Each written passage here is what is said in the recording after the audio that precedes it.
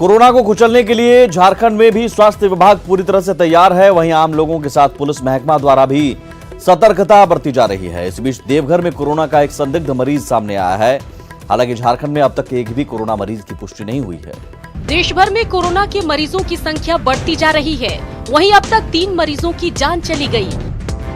हालांकि झारखंड में अब तक एक भी मरीज की पुष्टि नहीं हुई है, लेकिन देवघर में एक संदिग्ध मरीज मिला है। जो गवर्नमेंट गाइडलाइंस है उसमें वो फिट होता है, क्योंकि दोनों साइड निमोनिया है, ब्रीथिंग डिफिकल्टी हो रहा है और उसको कलकत्ता जाने की हिस्ट्री थी, तो होली से पहले वो कलकत्ता का ट्रैवल किया है, तो हो सकता है कि इस टाइप की कोई चीजें हो। वहीं गिरिडीह सदर अस्पताल से कोरोना के एक संदिग्ध मरीज के फरार होने की खबर आई थी, लेकिन सिविल सर्जन का साफ कहना है कि उसमें कोरोना के कोई लक्षण नहीं थे। वो सस्पिशन नहीं था, इसलिए वो आराम से वो 2 घंटा रहने के बाद वो रिफ्रेशमेंट दिया चला। इधर कोरोना को कुचलने के लिए स्वास्थ्य महकमा पूरी तरह मुस्तैद है। आईएमए झारखंड जागरूकता अभियान चला रहा है। डॉक्टर लोगों से सतर्कता बरतने लेकिन कोरोना से नहीं डरने की अपील कर रहे हैं। रिम्स में भी कोरोना से लड़ने की पूरी तैयारी है। डॉक्टरों को कोरोना से प्रभावित मरीजों के इलाज को लेकर टिप्स दिए गए। खुद को ही बचाना है और मरीजों का देखभाल भी करना है, कैसे उसका स्प्रेड को बचाया जाए। इधर आयुष चिकित्सकों ने कोरोना से बचने के लिए कुछ सुझाव दिए। हालांकि ये सिर्फ इम्यून सिस्टम को बढ़ाने की है। लहसुन का सेवन करना है एक ठो सवेरे सवेरे, और हम लोग गिलोय का पीना है, अश्वगंधा का सेवन करना है। ये सब प्रिकॉशन है। कोरोना को लेकर पुलिस महकमा भी सतर्क है। पुलिस मुख्यालय आने जाने वाले हर शख्स की जांच की जा रही है। देख सकते हैं ये मीटर जो है ये प्रोवाइड किया गया पुलिस मुख्यालय की तरफ से, और यहाँ पर सभी जो यहाँ पर कार्यरत लोग हैं या फिर वैसे भी लोग जो फिर बाहर से पुलिस मुख्यालय में आते हैं यहाँ मिलने, तो उनकी भी यहाँ पर पूरी तरह से टेस्टिंग की जा रही है। यानी कोरोना से लड़ने की हर मुमकिन तैयारी है। डरे नहीं, लेकिन सतर्क और सावधान रहे ताकि कोरोना को हराया जा सके।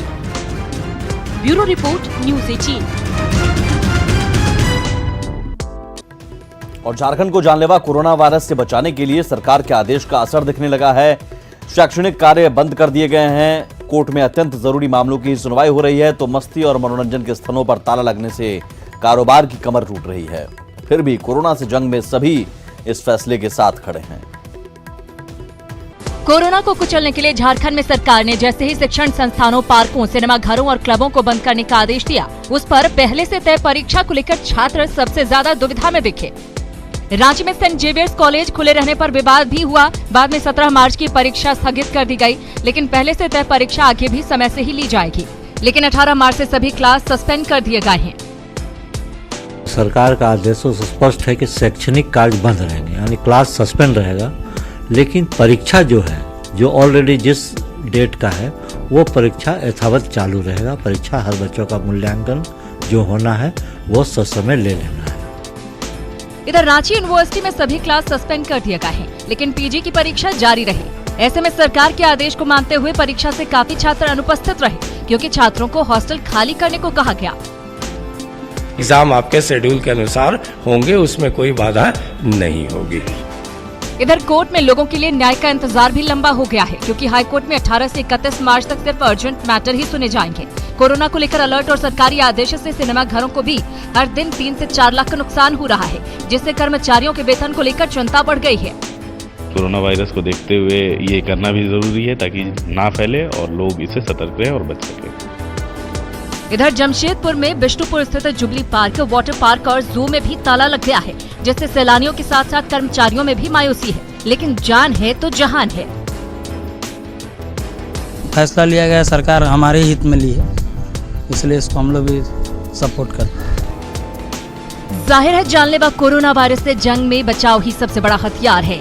लिहाजा लोग सरकार के फैसले का स्वागत भी कर रहे हैं और भीड़ भाड़ वाली जगहों पर जाने से बचने भी लगे हैं, क्योंकि कोरोना को कुचलने का यही सबसे अच्छा उपाय है। न्यूज़ 18 के लिए जमशेदपुर से आशीष तिवारी और रंजीत ओझा के साथ रांची से कुमारी प्रेरणा की रिपोर्ट। चलिए आगे बढ़ते हैं। झारखंड विधानसभा में आज लोहरदगा दंगे की गूंज सुनाई दी विपक्ष ने हाईकोर्ट के जज से जांच कराने और पीड़ितों को मुआवजा देने की मांग की। वहीं एनआरसी के मुद्दे पर भी सदन में हंगामा हुआ।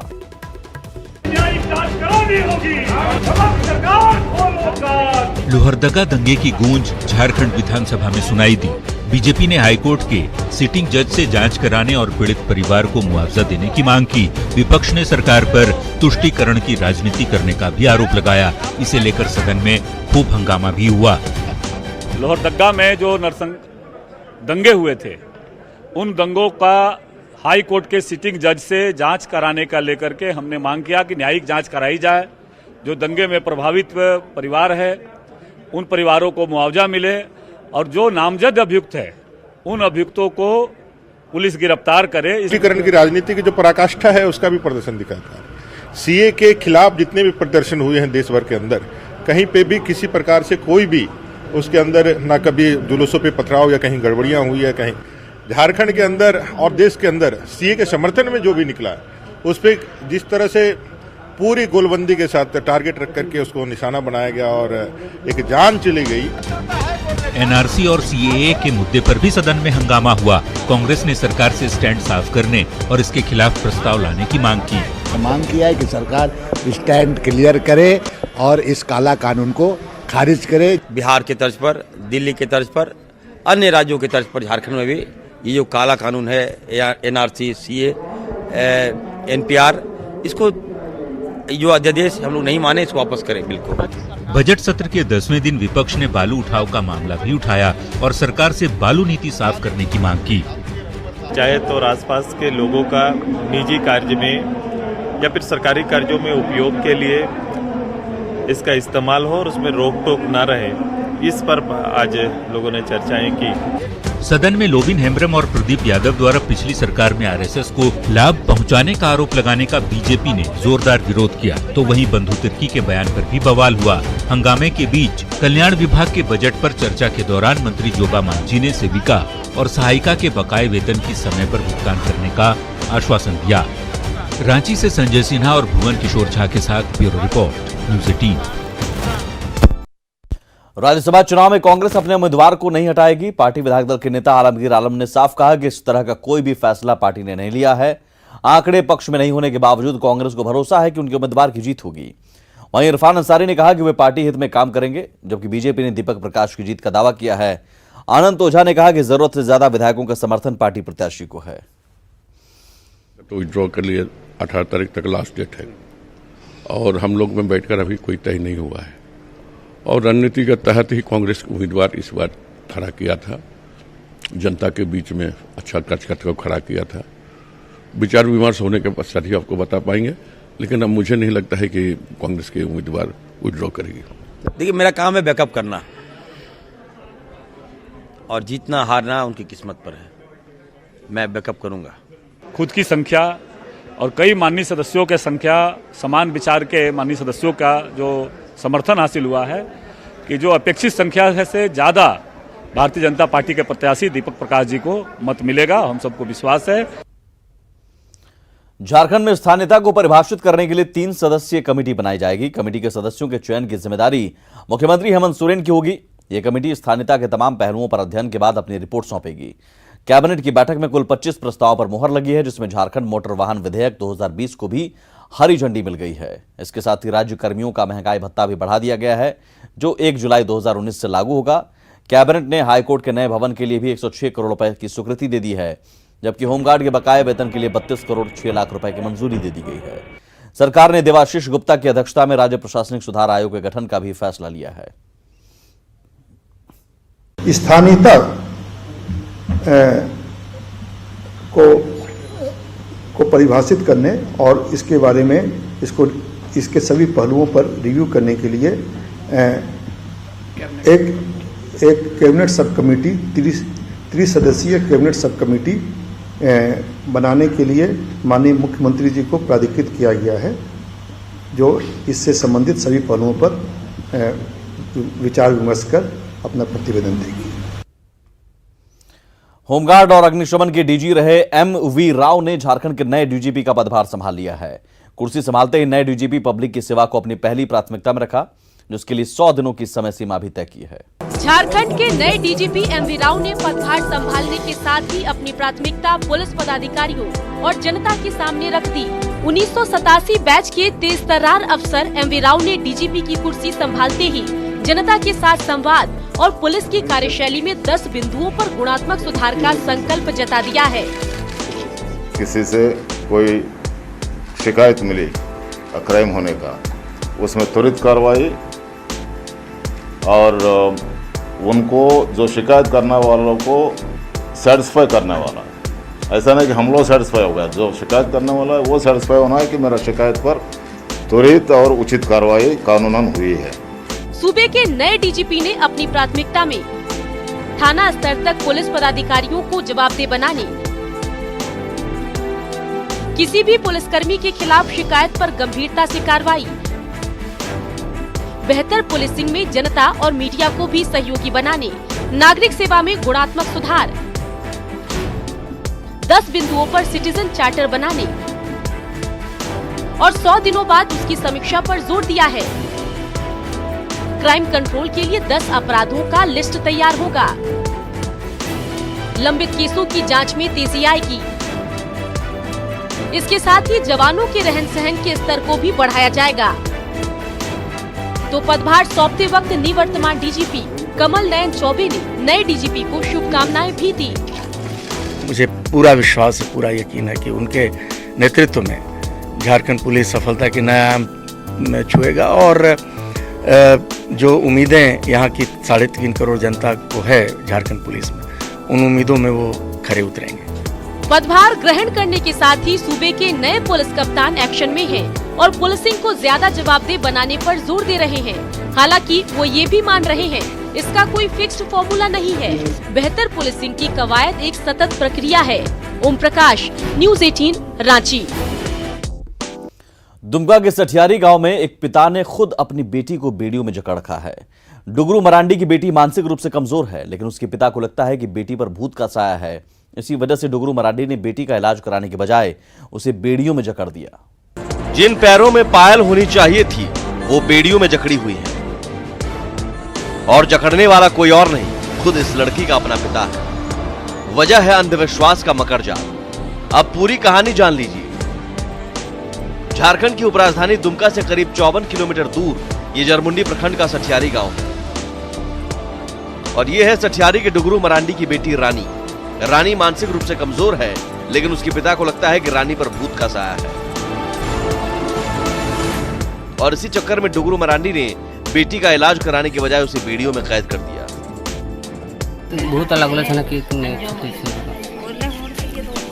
इलाज करा इलाज नहीं करवा ये मामला दुनिया की नजर में तब आया जब 15 मार्च को राज्य के कृषि मंत्री बादल पत्रलेख ने सठियारी गांव का दौरा किया। गांव वालों ने मंत्री को जानकारी दी। मंत्री ने रानी के इलाज का भरोसा दिया और अधिकारी को निर्देश दिए। हम लोगों ने इन्हें कहा कि हम भेजने का प्रबंध वहाँ पे रिनपास में एडमिट करा देंगे। परिवार के लोग की वहाँ पर होना जरूरी है, उसकी भी व्यवस्था हम कराने जा रहे हैं। मंत्री के निर्देश के बाद सिविल सर्जन ने रानी को रिनपास भेजने की तैयारी भी कर ली है, लेकिन रानी के परिवार ने उनसे अब तक संपर्क ही नहीं किया। माननीय मंत्री जी के द्वारा कहा गया कि इसको वहाँ भेज दीजिए, वहाँ इलाज की मैं व्यवस्था करा दूंगा। तो अगर इसके कोई परिजन उसके साथ जाते हैं तो वहाँ पर इसके इलाज की उपयुक्त व्यवस्था की जा सकती है। सरकार से लेकर अधिकारी तक रिनपास में इलाज कराकर रानी की बेड़ियों को खोलना चाहते हैं, लेकिन इसके लिए जरूरी है कि पहले उसके परिवार वालों को अंधविश्वास के मकड़जाल से बाहर निकाला जाए। न्यूज़ 18 के लिए दुमका से पंचम झा की रिपोर्ट।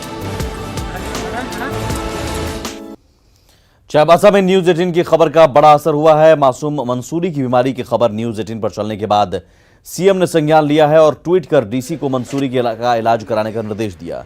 मंसूरी के हार्ट में 3 छेद हैं। सीएम के ट्वीट के बाद प्रशासन अब मंसूरी को इलाज के लिए कोलकाता या फिर रायपुर भेजने की तैयारी में है। बच्ची को हार्ट में होल्स छेद हैं, तो उसको एक कॉम्प्लिकेटेड सर्जरी कराने की ज़रूरत है। मुख्यमंत्री जी ट्वीट के माध्यम से निर्देश दिए हैं कि जितने भी सरकारी योजना का लाभ है उसको देते हुए यथाशीघ्र उनको इलाज की व्यवस्था करें। Pure and unpure impure blood का जो ये है वो मिक्सचर होते रहता है, तो खट से कभी साइनोसिस में चली जा सकती है, कभी ऑक्सीजन का डिमांड बढ़ जा सकता है। तो इस तरह से ये सीरियस प्रॉब्लम है। इसका ट्रीटमेंट कुछ साल पहले तक तो होता नहीं था, अब इसका ट्रीटमेंट शुरू हो गया है, तो इससे हम लोग क्यों वंचित रखें। घाटशिला में भी न्यूज 18 की खबर का असर हुआ है। धालभूमगढ़ हल्दाजुड़ी गांव में बीते 6 महीने से 2 ग्रामीण खाट पर अपनी जिंदगी जीने को मजबूर हैं। न्यूज 18 पर खबर दिखाने के बाद अनुमंडल प्रशासन ने त्वरित कार्रवाई करते हुए मेडिकल टीम के साथ गांव पहुंची और दोनों बीमार ग्रामीणों को तत्काल धालभूमगढ़ के सामुदायिक अस्पताल लाया, जहां से उन्हें जमशेदपुर MGM रेफर कर दिया। एक है खगेन मानकी, एज 40 ईयर्स।